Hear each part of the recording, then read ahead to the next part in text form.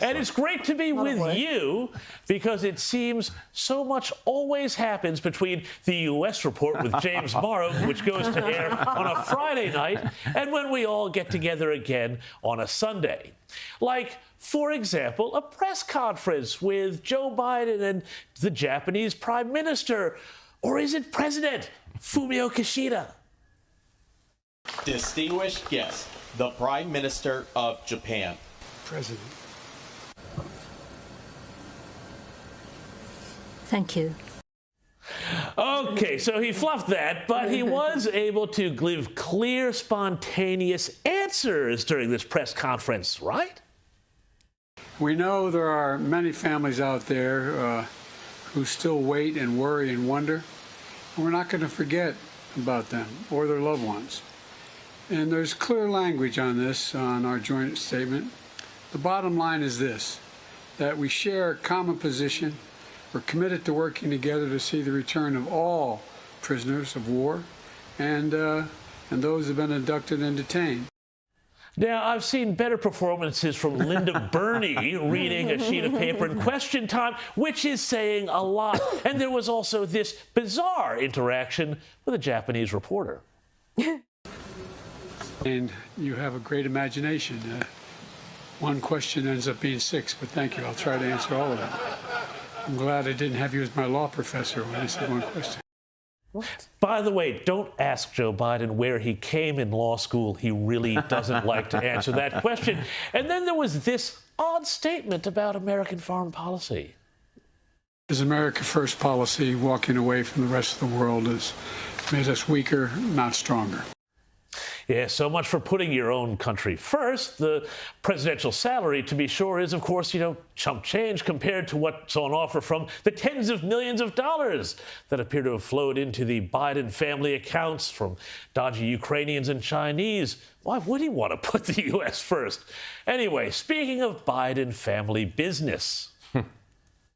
And with regard to the second question, I have no comment on any investigation that's going on. That's up to the Justice Department, and that's all I have to say. Yes, he was asked about Hunter Biden, the first presidential fail son, and we'll take that from him as a no comment, which is interesting because it seems that Joe didn't used to be so quiet when it came to his family business. On Friday, it was revealed that when he was vice president, Joe Biden had a secret email account under the name Robert L. Peters, which some people said was a bit strikingly similar to another Pete nickname that was apparently used for the president on the Hunter Biden laptop. But that's another story. And James Comer, the head of the congressional committee investigating the Bidens, isn't playing along. He has requested that the National Archives provide unredacted documents and communications from President Biden's time as vice president, no matter what email he was using, including unredacted access to a tranche of emails from then Vice President Biden's records, including messages related to Ukraine and the Ukrainian gas company Burisma, anything that was sent back and forth by him, President Biden, or Hunter Biden.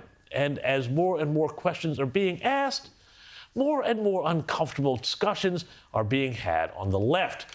Even CNN's Jake Tapper now, with all of these revelations, has been forced to admit that there's starting to be a problem here. Kessler wrote, Hunter Biden reported nearly $2.4 million in income in 2017 and $2.2 million in income in 2018, most of which came from Chinese or Ukrainian interests. But this directly goes against what Joe Biden said in the debate in 2020 with Donald Trump. Take a listen. My son has not made money in terms of this thing about, what are you talking about, China. Once you None of that vice is president, true. he made a fortune in Ukraine, in China, in Moscow, That is simply and various not other places. true. So it's from two different debates, but, I mean, Trump was right. I mean, he did make a fortune from China, and Joe Biden was wrong. I don't know that he was lying about it. He might not have been told by Hunter, but this blind spot is a problem. It's so funny, it used to be that all this Hunter making money from China and Ukraine was a conspiracy theory. But as I'm so fond of saying on this program, conspiracy theories are very often just another word for coming attractions. So this is all pretty big, but you've got to love what happened next from the Democrat on that CNN panel. Well, I think dads have sometimes, and parents sometimes have blind spots about their kids, for sure, and the president may be no exception. Dads have blind spots. Isn't that a dad joke? Is it Father's Day already? Anyway, this has a long way to run. The question is, though, for the Democrats, strategically, can they keep the charade going through next November's election?